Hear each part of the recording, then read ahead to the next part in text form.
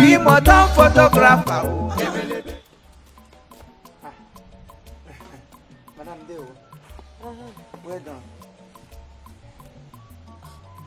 Go. Oh, now maybe the prophetic photographer where you book in line. Oh, prophetic photographer. Oh, me. You? Oh, you what? I can't on I hope na pictures get mama do him na Instagram before book go pictures down he said no very sharp. Oh, yeah, when you call it. Hey! And when they now call it, some people they learn it, some people they learn it. Man, I'm gonna more call. That is the reason I answer prophetic photography. I snap with inspiration. God, when you have some guy, my gosh, I'm sure out on that. Even this girl will do marriage the other day. She went missing. Hey!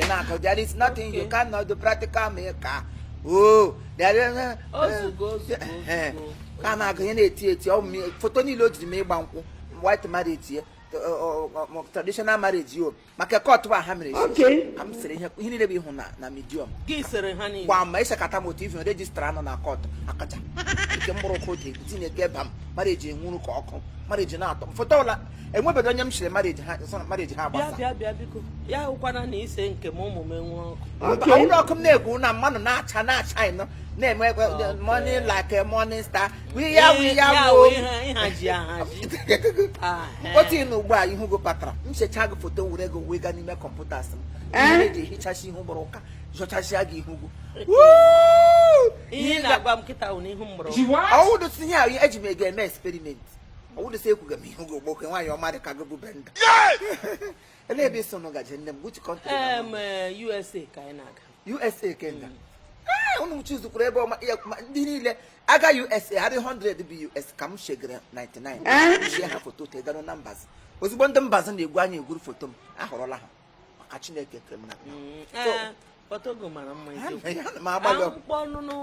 Maggie, hey!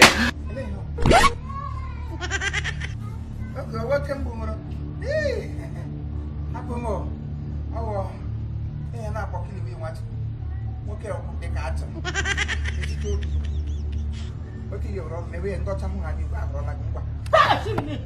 Chai!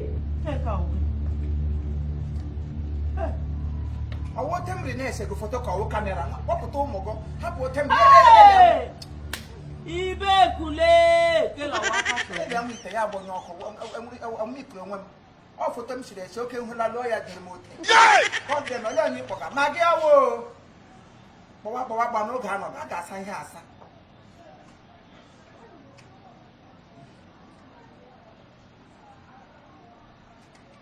Is it told you? Chai! Hey! Hey! Who's only not to Mamma took a photo good job? What put him near says? Also, you go along home, what I go along, honey. You told me the photo got to while I'm your job. Hey! And I'm here. Oh, hello, go, who might you dress?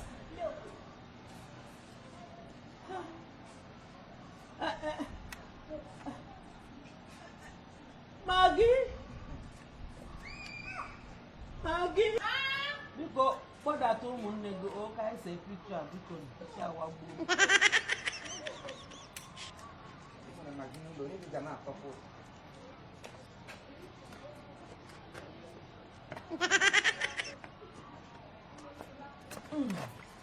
Ma. Yeah. Come here. Say what, please? Hey, you done them all. Hey, no.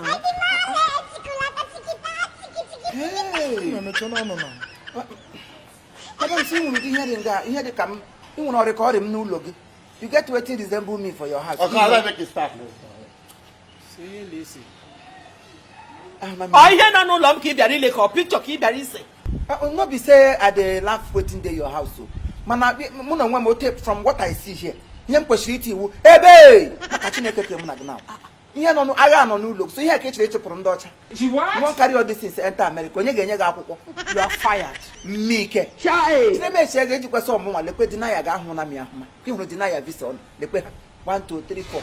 Ndị akwa nga ga eji eso. What's wrong with this man?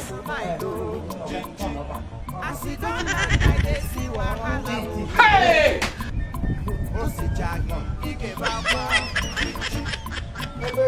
Chai! Go to the back. Let's walk. As you go there, let's walk. You carry your ego. Madam, don't talk. You get belly? Irime. Mike, Irime. I'm going to my loha. Jesus! I'm black and guy. Like a video. I'm being around. Mini came on a back of an afro cagota. Attack all the Guatono. Hey! Back to talk. Hey! Enyim. Again. Madam, you could don't talk. Don't teach me my work. I want to watch and watch. Back at the one of mine. Nah, that's a total. Yeah. Why is this surprising? I don't know. Can you just say one okay? All this was why I don't select now. We face here. Now then you go manage carry go. Jesus! That face rebel. That look go back. Forget them when they hate you. Also? Also. How dare you? How dare me? How dare you? Sister, come on. Sister, come on. What is wrong with you? If there is anybody, something is wrong with you. Now this Lukububa where they are cut out. Now your sister wears something there wrong. Something is wrong with my sister. Also? Also. How dare you?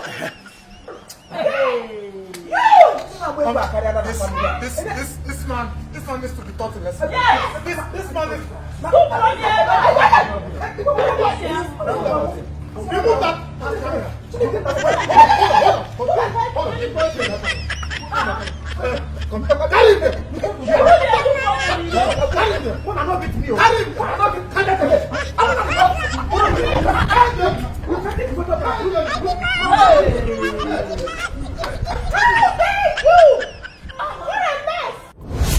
This man on a troublemaker.